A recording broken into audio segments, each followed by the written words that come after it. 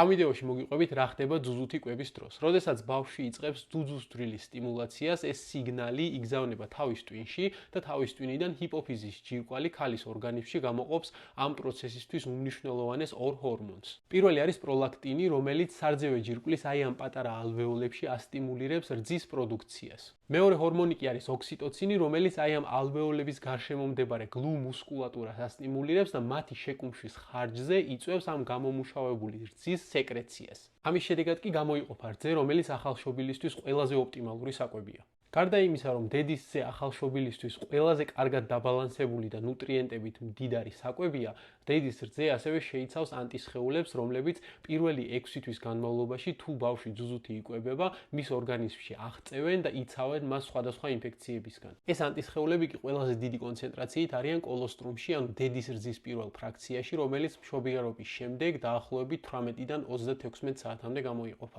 გარდა ამისა, ძუძუთი კვება ასევე ამცირებს სხვადასხვა ალერგიების, ალერგიული ასთმისა და დიარეის რისკს ბავშვში, ეხმარება დედებს დაიკლონ ჭარბი წონა ორსულობის შემდეგ დაახლოებით 4-დან 6 თვემდე. ოქსიტოცინის გამოყოფა კი მშობიარობის შემდეგ ეხმარება საშვილოსნოს შეიკუმშოს და დაიბრუნოს თავისი პირვანდელი ზომა.